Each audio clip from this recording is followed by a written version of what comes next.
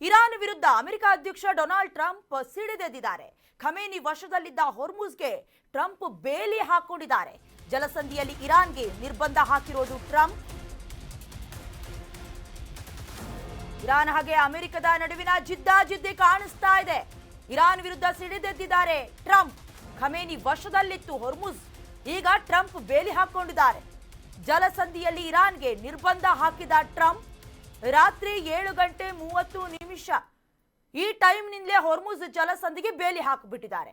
ಹೊರ್ಮುಜ್ನಿಂದ ಯಾವುದೇ ಶಿಪ್ ಹೋಗದಂತೆ ತಡೆ ಹಿಡಿಯಲಾಗಿದೆ. ಇರಾನ್ ನೇವಿಯ ಹಡಗುಗಳು ಬಂದ್ರೆ ಧ್ವಂಸ ಮಾಡಿಬಿಡ್ತೀವಿ, ಮುಲಾಜೆ ಇಲ್ಲ, ಬೋಟು ಹಡಗುಗಳನ್ನ ಫಿನಿಶ್ ಮಾಡ್ತೀವಿ ಹೀಗಂತ ಇರಾನ್ಗೆ ಅಮೆರಿಕ ಅಧ್ಯಕ್ಷ ಡೊನಾಲ್ಡ್ ಟ್ರಂಪ್ ವಾರ್ನ್ ಮಾಡ್ತಿದ್ದಾರೆ. ಅಣ್ವಸ್ತ್ರವನ್ನ ಹೊಂದಿರಬಾರ್ದು ಅನ್ನುವಂತ ವಿಚಾರಕ್ಕೆ ಸಂಬಂಧಪಟ್ಟಂತೆ ಶುರುವಾದಂತ ಯುದ್ಧ ಎಲ್ಲಿಗೆ ಬಂದು ನಿಂತಿದೆ ನೋಡಿ. ಹೊರ್ಮುಜ್ ಜಲಸಂಧಿಯನ್ನ ಕೂಡ ಒಂದು ಕಡೆ ಕಣ್ಣಿಟ್ಟಿದ್ರು ಟ್ರಂಪ್. ಅದಕ್ಕೆ ಸಂಬಂಧಪಟ್ಟ ಹಾಗೆ ಏನೇನ್ ಸರ್ಕಸ್ ಮಾಡಬೇಕಾಗಿತ್ತು ಎಲ್ಲವನ್ನ ಮಾಡ್ಕೊಂಡು ಬಂದ್ರು. ಈ ಹಿಂದೆ ಕೂಡ ಹೊರ್ಮುಜ್ ಜಲಸಂಧಿಯಿಂದ ದಡಕ್ಕೆ ಕೆಲವೊಂದಷ್ಟು ಸ್ಫೋಟಕ ವಸ್ತುಗಳನ್ನ ಕೂಡ ಸಿಡಿಸುವ ಕೆಲಸ ಮಾಡಿದ್ರು. ಈಗ ಕಂಪ್ಲೀಟ್ ಆಗಿ ಬೇಲಿ ಹಾಕೊಂಡಿದ್ದಾರೆ, ಯಾವೊಂದು ಹಡಗುಗಳು ಹೋಗಬಾರ್ದು ಅಂತ. ಹಡಗಿಗೆ ಕೋಟಿ ಕೋಟಿ ಶುಲ್ಕವನ್ನ ವಿಧಿಸ್ತಾ ಇದ್ರು ಇರಾನ್ ಅವರು. ಇರಾನ್ಗೆ ಬಿಗ್ ಶಾಕ್ ಕೊಟ್ಬಿಟ್ಟಿದ್ದಾರೆ ಈಗ ಡೊನಾಲ್ಡ್ ಟ್ರಂಪ್. ಪ್ರತಿ ಶಿಪ್ಗೆ 18 ಕೋಟಿ ರೂಪಾಯಿ ಶುಲ್ಕವನ್ನ ಇರಾನ್ ವಿಧಿಸ್ತಾ ಇತ್ತು. ಇರಾನ್ ತೈಲ ಸಾಗಾಣೆಯನ್ನ ನಿರ್ಬಂಧಿಸಿ ಆರ್ಥಿಕತೆಗೆ ಹೊಡೆತ ನೀಡಲೇಬೇಕು ಅಂತ ಡಿಸೈಡ್ ಮಾಡದಂತೆ ಕಾಣಿಸ್ತಾ ಇದೆ.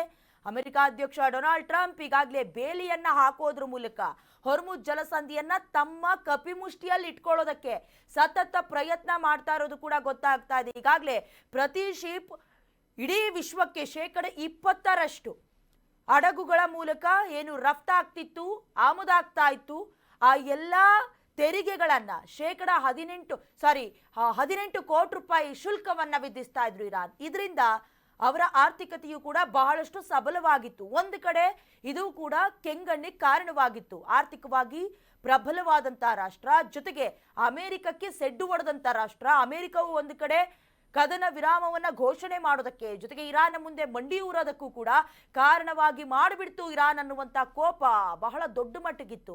ಹಾಗಾಗಿ ಈಗ ಹೊರ್ಮುಜ್ ಜಲಸಂಧಿಗೆ ಬೇಲಿಯನ್ನ ಹಾಕುವಲ್ಲಿ ಟ್ರಂಪ್ ಮುಂದಾಗಿದ್ದಾರೆ. ಜೊತೆಗೆ 18 ಕೋಟಿ ರೂಪಾಯಿ ಶುಲ್ಕವನ್ನ ವಿಧಿಸ್ತಾ ಇದ್ದ ಇರಾನ್ಗೆ ತೈಲ ಸಾಗಾಣಿಕೆಯನ್ನ ನಿರ್ಬಂಧ ಮಾಡೋದಕ್ಕೆ, ಜೊತೆಗೆ ಆರ್ಥಿಕತೆಯು ಮೇಲೂ ಕೂಡ ಹಿಡಿತ ಸಾಧಿಸೋದಕ್ಕೆ ಅಮೆರಿಕ ಅಧ್ಯಕ್ಷ ಡೊನಾಲ್ಡ್ ಟ್ರಂಪ್ ಮಾಡ್ತಾ ಇರುವ ಪ್ರಯತ್ನ.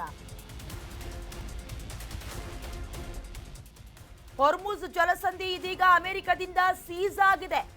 ದಿಗ್ಬಂಧನದ ಬಳಿಕ 2 ಶಿಪ್ಗಳು ವಾಪಸ್ ಆಗಿದೆ. ಹೊರ್ಮುಜ್ ಬಳಿ ಮಾರ್ಗವನ್ನ ಬದಲಿಸಿದೆ ಹಡಗುಗಳು.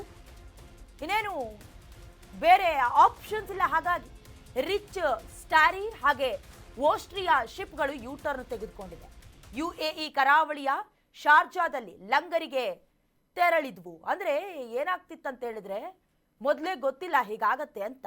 ಹಾಗಾಗಿ ತೆರಳ್ತಾ ಇದ್ದಂತ ಅಥವಾ ಕೆಲವೊಂದಷ್ಟು ವಸ್ತುಗಳನ್ನ, ಕಚ್ಚಾ ತೈಲಗಳನ್ನಾಗಿರಬಹುದು ಅಥವಾ ಗ್ಯಾಸ್ಗೆ ಸಂಬಂಧಪಟ್ಟ ಹಾಗೆ ಬೇರೆ ಯಾವುದೋ ವಸ್ತುಗಳಾಗಿದ್ರು ಹೊತ್ತೊಯ್ತಾ ಇದ್ದಂತ ಹಡಗುಗಳು ಮಾರ್ಗವನ್ನ ಬದಲಿಸಿದೆ. ಅದರಲ್ಲಿ ರಿಚ್, ಸ್ವಾರೆ ಹಾಗೆ ಓಸ್ಟ್ರಿಯಾ ಶಿಪ್ಗಳು ಯೂಟರ್ನ್ ತೆಗೆದುಕೊಂಡಿದೆ.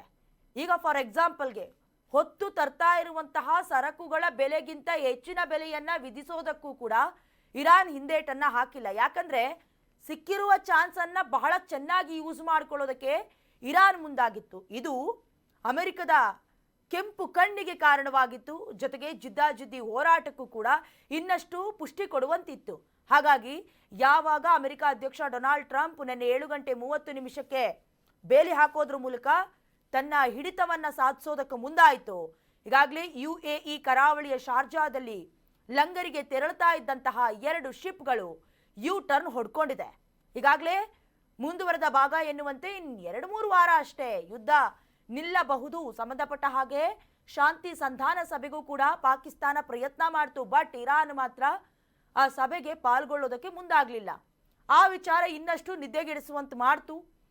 ಹಾಗಾಗಿ ಸೇಡಿನ ಪ್ರತಿಜ್ವಾಲೆಯನ್ನು ಉಗುಳ್ತಾ ಇರುವಂತ ಡೊನಾಲ್ಡ್ ಟ್ರಂಪ್ ಅದೇನಾದ್ರೂ ಆಗೋಗ್ಲಿ, ಈ ಹಿಂದೆ ಹೊರ್ಮುಜ್ ಜಲಸಂಧಿಗೆ ಟ್ರಂಪ್ ಜಲಸಂಧಿ ಅನ್ನುವಂತ ಮರುನಾಮಕರಣವನ್ನ ಮಾಡಿದ್ರು, ಹಾಸ್ಯಾಸ್ಪದವಾಗಿ ತೆಗೆದುಕೊಂಡಿದ್ರು ಅವರ ನಡೆಗೆ. ಈಗ ಮತ್ತೊಮ್ಮೆ ಬೇಲಿ ಹಾಕೋದಕ್ಕೆ ಮುಂದಾಗಿರುವುದು. ಅಮೆರಿಕ ವಿರುದ್ಧ ಯುದ್ಧವನ್ನ ಗೆಲ್ಲತ್ತಾ ಇರಾನ್. ಹೊರ್ಮುಜ್ ದಿಗ್ಬಂಧನ ಅಕ್ರಮ ಅನ್ನೋದಾಗಿ ಇರಾನ್ ಹೇಳ್ಕೊಂಡಿದೆ. ಟ್ರಂಪ್ ನಡೆ ಜಾಗತಿಕ ಆರ್ಥಿಕತೆಯ ವಿರುದ್ಧ ವಾರ್ ನಡೆಸುವಂತ ಕಾಣಿಸ್ತಾ ಇದೆ. ಅಧ್ಯಕ್ಷ ಟ್ರಂಪ್ ವಿರುದ್ಧ ಇರಾನ್ ಅಸಮಾಧಾನವನ್ನ ಹೊರಹಾಕ್ತಿದೆ. ಯಾವ ಬಂದರನ್ನು ನಾವು ಬಿಡೋದಿಲ್ಲ ಅಂತ ಇರಾನ್ ಹೇಳಿಕೊಂಡಿದೆ. ಕೊಲ್ಲಿಯ ಯಾವುದೇ ಪ್ರದೇಶ ಜೊತೆಗೆ ಬಂದರು ಸುರಕ್ಷಿತವಾಗಿ ಉಳಿಯೋದಿಲ್ಲ ಹೀಗಂತ ಇರಾನ್ ನೇರ ವಾರ್ನು ಮಾಡಿದೆ. ಹೇಗಾಗ್ಬಿಟ್ಟಿದೆ ಅಂದ್ರೆ ಇದು ಸದ್ಯದ ಮಟ್ಟಿಗೆ ನಿಲ್ಲುವಂತೆ ಕಾಣಿಸ್ತಾ ಇಲ್ಲ. ಯುದ್ಧ ಶುರು ಮಾಡಿರೋದು ನೀವೇ, ಯುದ್ಧವನ್ನ ನಾವೇ ಕೊನೆಗಣಿಸ್ತೀವಿ ಅನ್ನೋದಾಗಿ ಇರಾನ್ ಈಗಾಗಲೇ ಸ್ಪಷ್ಟನೆ ಕೊಟ್ಟುಬಿಟ್ಟಿದೆ. ಡೊನಾಲ್ಡ್ ಟ್ರಂಪ್ ಅವ್ರಿಗೂ ಕೂಡ ಒಳಗೊಳಗೆ ಭೀತಿ ಢವಢವ ಶುರುವಾಗಿದೆ. ಆದ್ರೆ ಎಲ್ಲೂ ಕೂಡ ಒಂದು ರೀತಿ ಬಿದ್ರು ಮೀಸೆ ಮಣ್ಣಾಗ್ಲಿಲ್ಲ ಅನ್ನೋದನ್ನ ಬೇರೆ ರಾಷ್ಟ್ರಗಳಿಗೆ ತೋರಿಸ್ಕೊಳ್ಬೇಕು. ನ್ಯಾಟೋ ಸದಸ್ಯತ್ವ ರಾಷ್ಟ್ರಗಳ ಬೆಂಬಲಕ್ಕೆ ಹೋದ್ರು, ಕೊಡ್ಲಿಲ್ಲ. ಆಸ್ಟ್ರೇಲಿಯಾ, ಜರ್ಮನಿ ಸೇರಿದಂತೆ ಬಹಳಷ್ಟು ರಾಷ್ಟ್ರಗಳು ಕೂಡ ಯುದ್ಧಕ್ಕೆ ಸಂಬಂಧಪಟ್ಟ ಹಾಗೆ ಯಾವುದೇ ನೌಕೆಯನ್ನ ಕಳಿಸ್ಕೊಡೋದಕ್ಕೆ ನಾವು ರೆಡಿ ಇಲ್ಲ ಅಂತ ಹೇಳ್ತು. ಈಗ ಒಂದು ರೀತಿ ಏನಾದ್ರೂ ಆಗೋಗ್ಲಿ, ನಾವಂತೂ ಯುದ್ಧವನ್ನ ಕೈ ಬಿಡೋದು ಬೇಡ ಅನ್ನೋದಾಗಿ ನಿರ್ಧಾರ ತೆಗೆದುಕೊಂಡಂತೆ ಕಾಣಿಸ್ತಾ ಇದೆ. ಹಾಗಾಗಿ ಇರಾನ್ ಈಗ ಅಮೆರಿಕದ ಜೊತೆಗೆ ಯುದ್ಧ ಮಾಡಿ ಸೆಡ್ಡೊಡೆಯೋದಕ್ಕೆ ರೆಡಿ ಇದೆಯಾ? ಈಗಾಗಲೇ ಬಹಳಷ್ಟು ಮುಖ್ಯಸ್ಥರು ಸೇರಿದಂತೆ ಪರಮೋಚ್ಚ ನಾಯಕ ಖಮೇನಿಯನ್ನ ಕೂಡ ಕಳ್ಕೊಂಡಿದೆ. ಕೆಲವೊಂದಷ್ಟು ಮೂಲ ಮಾಹಿತಿಯ ಪ್ರಕಾರ ಮುಸ್ತಫಾ ಖಮೇನಿ ಅವರು ಕೂಡ ಕಾಯಿಲೆಗೆ ತುತ್ತಾಗಿದ್ದಾರೆ ಅಂತ ವರದಿ ಆಗ್ತಾ ಇದೆ. ಇದರ ಮಧ್ಯದಲ್ಲಿ ಒಂದು ರೀತಿ ಜಂಗಾಬಲವೇ ಕುಸಿದು ಬಿದ್ದಂತೆ ಇರಾನ್ ಲೆಕ್ಕಾಚಾರದಲ್ಲಿದ್ರು, ತಾವು ಮಾತ್ರ ಇಡೀ ರಾಷ್ಟ್ರವೇ ಧಗಧಗಿಸಿದ್ರು, ನಾಶ ಆದ್ರು, ಯುದ್ಧದಿಂದ ಹಿಂದೇಟ ಹಾಕೋದಿಲ್ಲ ಅನ್ನೋದಾಗಿ ಹೇಳಿಕೆಯನ್ನ ಕೊಟ್ಟಿದೆ. ಜೊತೆಗೆ ಈಗಾಗಲೇ ಹೊರ್ಮುಜ್ ಜಲಸಂಧಿಯ ಮೇಲೆ ಕಣ್ಣಿಟ್ಟಿದಂತ ಡೊನಾಲ್ಡ್ ಟ್ರಂಪ್ ಬೇಲಿ ಹಾಕೊಂಡಿರೋದು ಅಕ್ರಮ ಅನ್ನೋದಾಗಿ ಕೂಡ, ಜಾಗತಿಕ ಆರ್ಥಿಕತೆಯ ಮೇಲೆ ವಾರ್ ನಡೆಸೋದಾಗಿ ಕೂಡ, ಜೊತೆಗೆ ಯಾವ ಬಂದ್ರು ನಾವು ಬಿಡೋದಿಲ್ಲ ಅಂತ ಎಚ್ಚರಿಕೆಯನ್ನ ಇರಾನ್ ಕೊಟ್ಟಿದೆ. ಮುಂದಿನ ದಿನದಲ್ಲಿ ಈ ಯುದ್ಧದ ಸ್ವರೂಪ ಮತ್ತಷ್ಟು ತಾರಕಕ್ಕೇರುವಂತಹ ನಿರೀಕ್ಷೆಗಳು ಕೂಡ ಹುಟ್ಟಾಗ್ತಾ ಇದೆ.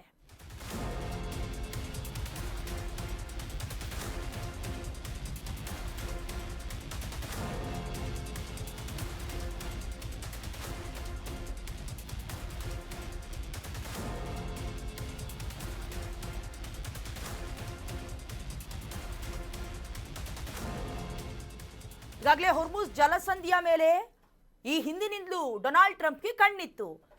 ಯಾಕಂತ ಹೇಳಿದ್ರೆ ವಿಶ್ವಕ್ಕೆ 20% ಕಚ್ಚಾ ತೈಲ ಸೇರಿದಂತೆ ಪೆಟ್ರೋಲಿಯಂ, ಡೀಸೆಲ್ ಹಾಗೆ ಗ್ಯಾಸ್ ಅನ್ನ ಕೂಡ ಪೂರೈಕೆ ಮಾಡುವಂತ ಜಲಸಂಧಿ, ಇರಾನ್ನ ಸ್ವಾಯತ್ತತೆಗೆ ಒಳಪಟ್ಟಂತ ಜಲಸಂಧಿ, ಜೊತೆಗೆ ಅರಬ್ಬಿ ಸಮುದ್ರಕ್ಕೆ ಒಂದು ರೀತಿಯಲ್ಲಿ ಹತ್ತಿರವಾಗುವಂತ ಜಲಸಂಧಿ, ಬಹಳಷ್ಟು ಸಹಾಯ ಹಸ್ತವನ್ನ ಭಾರತಕ್ಕೂ ಕೂಡ ನೀಡಿತ್ತು ಇದೇ ಹೊರ್ಮುಜ್ ಜಲಸಂಧಿಯಿಂದ ಸ್ನೇಹ ಸೌಹಾರ್ದತೆಯ ವಿಚಾರವಾಗಿ.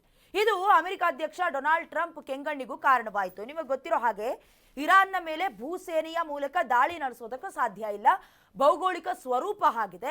ಎಲ್ಲವನ್ನ ಬಹಳಷ್ಟು ವಿಶ್ಲೇಷಣೆ ಮಾಡಿದ ನಂತರದಲ್ಲಿ ಹೊರ್ಮುಜ್ ಜಲಸಂಧಿಯನ್ನ, ಜೊತೆಗೆ ಕಾರ್ಗ್ ದ್ವೀಪದ ಮೇಲೂ ಕೂಡ ಈ ಹಿಂದೆ ಕಣ್ಣಿಟ್ಟಿದ್ರು. ಈಗ ಬೇಲಿ ಹಾಕೊಂಡಿದ್ದಾರೆ. ಮುಂದುವರೆದು ಇರಾನ್ ಕೂಡ ಇದು ಸರಿಯಲ್ಲ, ಇದು ಅಕ್ರಮ ಅನ್ನೋದಾಗಿ ಹೇಳಿಕೊಂಡಿದೆ.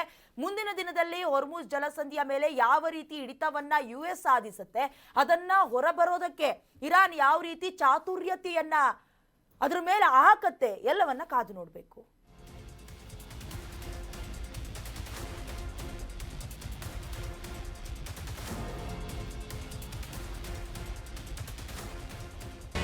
ಕರ್ನಾಟಕ ನ್ಯೂಸ್ ಬೀಟ್ ಫಾಲೋ ಮಾಡಿ, ಸಬ್ಸ್ಕ್ರೈಬ್ ಮಾಡಿ.